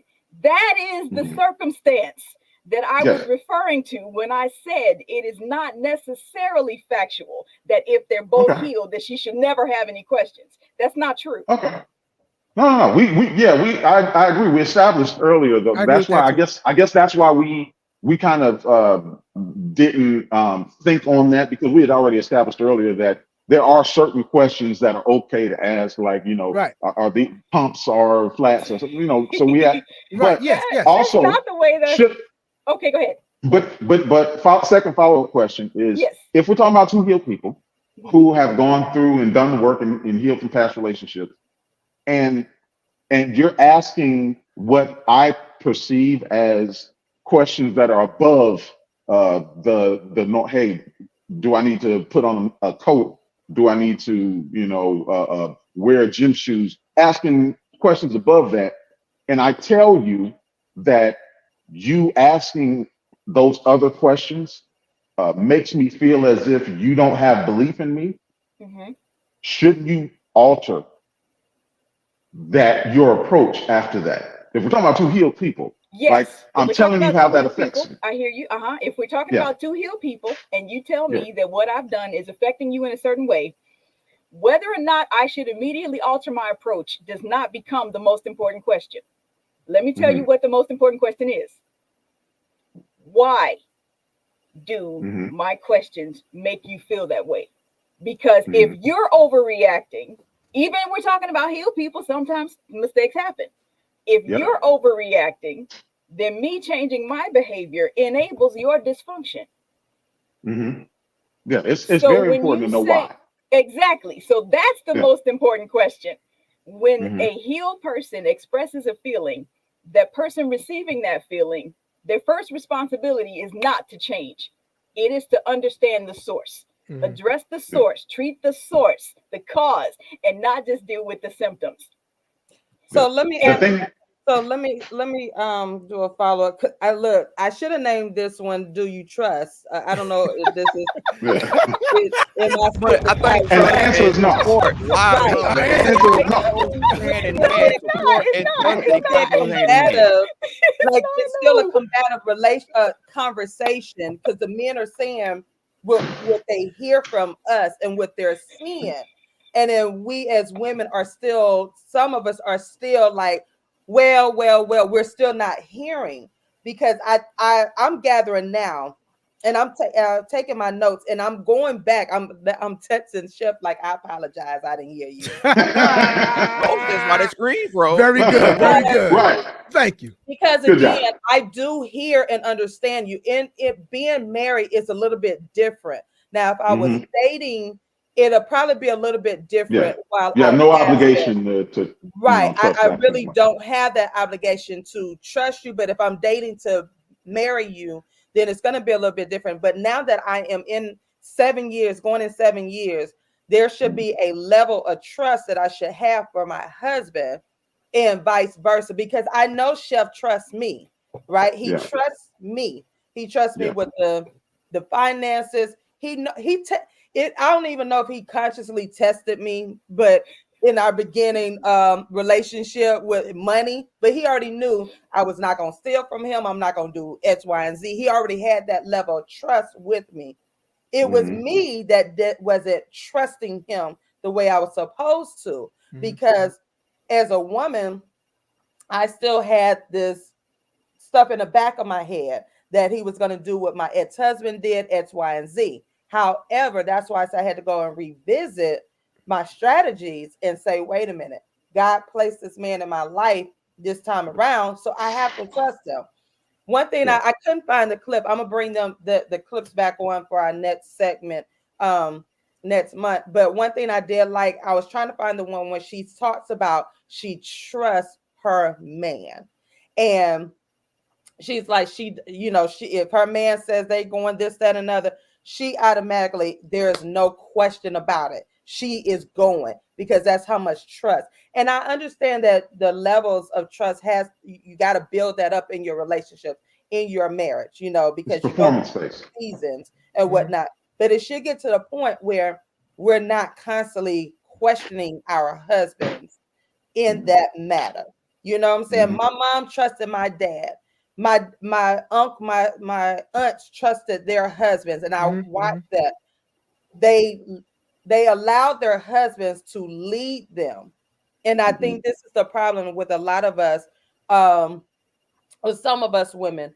We still have an issue with you all leading us, but we want y'all to lead us, but we still have this issue of y'all leading us. Only the way that y'all want us to lead. You want to lead me, but lead me the way that I want you to lead me. I think that's what some of us are, I think that's some of our issues. We want y'all to lead us, but we want it to be done our way. Ladies, listen. If y'all are listening, all ladies listening, all ladies tuned in, fellas too, it is perfectly fine to 100% trust your husband. Fellas, it is perfectly fine for 100% to trust your wife. If you do not trust your wife, why did you marry her? Vice versa. Do not trust and do not marry anybody you do not 100% trust. That's why it's important to have this dating prior. That's why it's important to have these things. And just like LeBron said, knowing the love languages and knowing everything before you agree to take on this person as your sole responsibility. You have to be able to, especially now I'm talking about women into men. If you have to be able to trust your man, men, you have to be able to trust your woman, period. That's just what it is. It is okay. It is also okay, just like Evelyn said, the questions are going to come. We know, even if we give you all of the specific details, what exactly, I like that red dress with the red shoes. I like that yellow coat you wear with your hair pinned to the side. Like, we give you all the specifics. everything you need to know. You're still going to ask the question. We get that. A good man is going to understand that. She's going to ask questions. All right, I'm going to deal with that. Now, We're just going to tell you shut up. We're just going to tell you shut up, right? And then we're talking about it's the well, you know I don't eat shrimp, right? You know, so you know I don't, you know, if there's anywhere with shrimp, you know I'm gonna get sick. We know that. Well, you know, we got this much in the account, so we gotta mention we on that already. We on all of that. I already got that. Everything is covered, baby. Trust me. If you continue on with the 21 questions, that is an issue. That is an issue. That's where the issue coming at. So, fellas and ladies, it is okay to 100% trust your mate. Please do that. Please do that. I would trust. Questions, that's it. It just, you know what I mean? The certain questions comes with the territory. Me surprising you and you having the questions come with it. A good man will understand. But the 30 questions, the 21 just ain't gonna answer. It ain't that just shows me that you don't believe in me and you don't trust me. Then now we got to sit down. Now we're not going nowhere. Now we got to sit down and figure this out. I'm going. You ain't going nowhere. Just like Chef did, he left, and I was like, "Oh, really?" So now I'm like 38 hot mad because he left me. You learned that day though. Sending you pictures. Hey. Wow. There was one. I think I shared this with you all in our very beginning stages. Chef reminded me. He said every time we go out, he said you go for your wallet. You pull out your wallet. Mm-hmm. He said, but I asked you out, and I said I don't do that. But I didn't know subconsciously I was doing that. Like I would have my wallet on standby, right? And he said, I noticed you do that. And I said, I don't do that. He said, yes, you do. He said, you be ready to pay for it. He said, but if I ask you out, I got it. And he said, I don't know what type of bum, you know, the words to use. I heard all of that. I don't know what kind of you used to dealing with. He was like, but I got it, you know. And so again, that was what I'm like, oh, I wasn't I still had you in the category of all the dudes I had dealt with and my ex-husband. And that was again when I had to go back and revisit what the therapist had has told me. And so this is and this is what I want to tell some of the wives out here who are still dealing with that issue of trusting your husband. You probably will have some doubt, but you have to again when you're in your healing, you got to get to that point. You got to do the work, and that's what a lot of people don't do. They don't do the work. You have to do the work. So it's not going to happen magically. You have to put in that effort to pray. You have to put in that effort to make these strides through these strategies or whatnot to utilize them and so forth. So you can't just sit on the stuff that people are sharing with you. When you go to experts like coaches and marriage coaches and counselors and whatnot, you have to put in the work, because there are going to be some things that may trigger you, for whatever reason. However, as Johnny, as you were saying, if you're together, that means you trusted him. You trusted him to sleep with him. Yeah. You trusted him to pay your bills. That's crazy to me. You know what I'm saying? Like, why wouldn't you trust your? Like, I heard on a surprise date. There's a. I heard a woman say she didn't trust her man. That she had, like, she wouldn't put it past him that he could kill her. I looked at her. I said, "You sleeping with this Negro? He's still clapping cheeks? Doubt? Like, hold on, Evelyn. I need you to explain why would a woman trust a man's penis but not his leadership? Because she is socialized that her highest priority in life is to be married or to have a relationship. Her value is attached to her being in a relationship. Either it's with a man that she's, I got a man, he loved me, blah, blah, blah.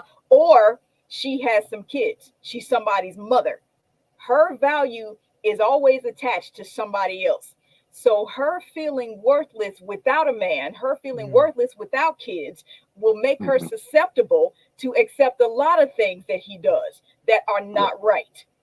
Because she would take that bad man rather than being alone and being viewed as worthless. That's why she Yeah. trusts his penis, but not his leadership, because she's attaching that value to him in that relationship. Not that he's worth it, but that's what she did. This girl told me that her family told her, the women in her family told her, half a man is better than no man at all. And I would never, ever believe that. I've never believed that. I hear it all the time, but I tell women all the time that's not right. That is not right. Because we're never taught that half a woman is better than no woman. Hell no. Never, we taught go get another. Exactly. We taught go get another one. Exactly. Yeah, go get another. Exactly. 100%. Exactly. Yeah. No, I think that like if you go back and you watch all of the or look at all of the comments that not all of them, but most of the comments that are being made, it's I ask questions because I just be needing to know because. Yeah. Completely ignoring the fact that we're telling you that how the man interprets it is that you don't trust me, you don't believe in me. Yeah. I get that you want to know. Cool. And I ain't coming for nobody on this show. But maybe the next show. But we're telling you that how you project it is different than how it lands. Right. You project it in a way where I'm just trying to be prepared and I'm just trying to know so I can cut off any kind of problems or eventualities or anything like that. How it lands is you don't trust me to handle these things that I know already. I know that you don't like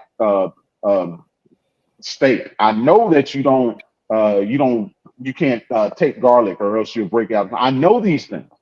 So trust the fact that when I'm making these decisions that I know these things already. That now if there has been in the past where I knew these things and I still took you to some shrimp hut or something like that and had to take you to the ER afterwards. Okay.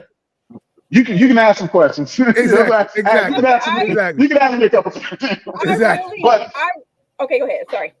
No. I was just saying if I've proven in the past that that my decision making hasn't been good concerning that, cool. I have to earn that back. Yeah, I got to earn that back. You don't just give me that trust again. I got to earn that trust again. But if I've proven that I'm solid, if I tell you sneakers, jeans, nice top, make sure your hair's done, 6 o'clock, that's all you need to know. Don't ask me nothing else. I'm gonna tell you if you need a jacket. Yeah. Or I'm gonna bring a jacket for you. Right. Everything else is taken care of. That's all you need to know. If I've proven that I'm solid in the past, then you should trust the fact that I'm going to be solid in that decision also. So understand how it lands, not just how you think what you're saying affects the situation. Take into consideration how that lands, right? Yeah. Am I showing him that I have belief in him, that I have trust in him? Because if I'm always like asking him these little questions, well, did you do this and did you do that and you know this and you know that, then am I telling him that I have faith in him? And if I'm not, how is that going to affect the relationship long term? I'm glad you brought it back to the way it lands, because my question to you was, why does it land that way? And that is an issue that a lot of people don't recognize, that is at the root of some of these questions. Earlier in the discussion, it was mentioned that the unquestioned, he says do this and you're just supposed to do it, no questions. That we deconstructed that notion. Okay. And we made the point that the type of questions she's asking are appropriate and due as they support his effort, not the undermining and challenging of his capability. We accepted that. Depending on the question. Right. That's what I'm saying. The type of question is the issue moreover than the presence of any question. Right. We agree with that. But what I was saying is how it lands is not explored nearly as often as it should be. Because if we're dealing with healed people and both people have healed, both people are good people, both people are solid in relationships.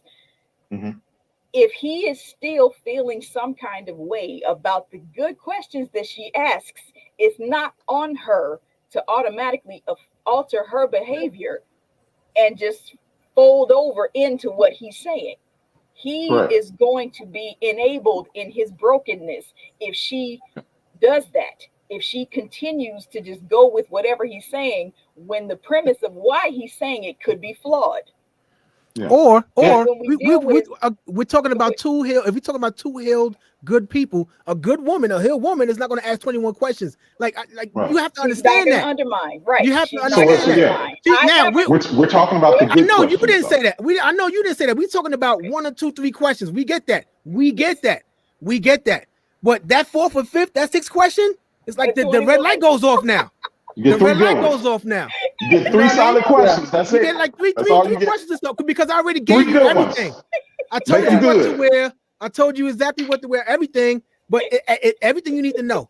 But that 4th, 5th, or 6th question, the red light goes off, and then now we have an issue now. You know what I'm saying? Yeah. And it doesn't mean that you're not asking questions to support those. You know what I mean? We're not saying that. But it just when the questions get excessive. Just know that. You have to say that, Evelyn. When the question gets excessive, then clearly I don't trust the person. Clearly I don't. Melissa says question that makes it excessive. Melissa says, after a certain time period, I agree the 21 questions should stop. Otherwise, the individual needs to take accountability and find out what issues with themselves are not healed. I agree with that. At some point, you got to. Jessica said that's I did. I attached my value to my husband. Without my husband, I felt like I was useless, like I didn't have anything to live for, but found out that I am with everything. So, I mean, bottom line, if you are, as we wrap up this segment, bottom line, if you are in a relationship, we're not talking about the Joe Schmoes. We're not talking about the toxic relationships. Yeah. We are talking about if you are in a healthy relationship at this stage of your life, because that's what the mailroom is about. We're bridging this communication gap in these relationships. And a lot of us are in relationships and sometimes we need a little help. We need support. And if you're in a relationship and everything is good and you know that you have a good mate, we gotta trust our mate. Men and women, we gotta trust our mate. At some point in our relationship, we gotta trust our mate.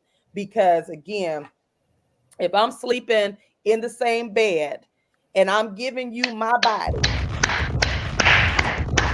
there's no way I cannot, I should be able to trust you. Oh my God, baby, hold on, don't move. Yeah. What you doing over there? I'm because I gotta trust you. If I trust you to bring me a roll of toilet tissue while I'm on that toilet, and you coming in smelling my stuff, I'm trusting you with my life. You know what I'm saying? Like at some point you gotta trust your mate. Like you just got to. You got to. So you just got to. You know, and I'm here to support people in their relationships as a certified relationship coach. I'm here to support it. And we have these strategies to give to you. But you got to do the work. Even if you're going to a marriage counselor, a marriage therapist, you got to put in the work. If you're having issues in your marriage, you got to put in the work. But you can get to that healing stage in your relationship, but you got to trust. And like Johnny said earlier, if you don't trust your mate, have that honest conversation with your mate and say, I don't trust. I had to say that to Chef at one time. I don't trust you. And yes, it did sting a little bit, but it was a truth that had to be out because it wasn't fair. That's the only way you're going to talk about it. That's right. That's the only way you're going to talk about it. Right. That's the only way you're going to get through it. And it wasn't to say he was a bad person or I was a bad person. It was just, okay, I'm having an issue trusting you, but I can and I want to trust you. So what are we going to do? So bottom line, listen, another great segment. Yeah, baby. Wrap up. So listen, tell us what's going on coming up with your DJ Johnny Prince. I got a new show next week coming up. It's a group called Better Host. It's like a neo soul funk jazz type of band out of Cali. She's gonna be on next Wednesday. Put the edit for that. I'm excited. It's gonna be dope. So make sure you follow the Be Clear Alert podcast everywhere except Facebook. I don't do Facebook. Okay, gotcha. You're not on Facebook. Okay, no. Cool. No, I feel you. Mr. Takeover, what you got going on? Well, Monday I shall have the lovely Miss Evelyn on. Okay. Doing part 2 to the lies about single black women. Okay. And so Okay, wait for that. 7 p.m. Eastern Standard Time. Oh yeah, that's dope. Cool. Be All on top of my right. stuff.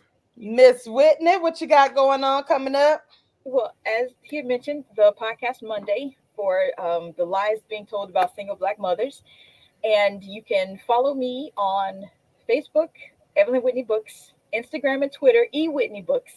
And I have a YouTube channel that I'm consistently adding material to, as well as my weekly Sensible Sunday posts.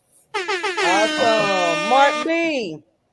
I probably got another month on my little social media hiatus thing. No doubt. No doubt. Yeah, Very good. I am. When I come back, though, I'm. My opinions will be made known. Like there'll be a lot of them. So, but yeah, so just look out for that. I love it. I love it. I cannot wait. And again, and what you got going on, TaShon? I got going on. Follow me on all platforms. Okay. The Mailroom 7671 on YouTube. Make sure you subscribe and just What's that thing on Thursdays? Huh? What's that thing on Thursdays? Oh yeah, on Thursdays on the Culture with Faraji Muhammad on the Black Star Network every Thursday at 4:00 Eastern Standard Times, where I am their co-contributor relationship coach on there. So that's been a ride. So make sure you tune in and then come back next Saturday, same time, same place. And next week we're gonna talk about love restarted, forgiveness in your relationship. Oh Lord. Yeah. We going back? We going back? We going back. There's a whole bunch of folks that instantly thought that dude did something wrong. It's got to be the man that did something wrong. Exactly. Whole time. They talking about the men. Yeah, they talking about the men. They did so. Listen, you're gonna want to grab your coffee, tea, or whatever you're drinking. We're gonna talk about this thing. So again, Mark B and Evelyn, if you want to join us as we close out the month of January, you're more than welcome to come back. So again, thank y'all so much for tuning in. Make sure you download the 101 TKO Radio app and go to iHeartRadio so you can hear the episode, the TMR podcast. Until next week, y'all. Peace, we y'all. Out. Peace. Bye.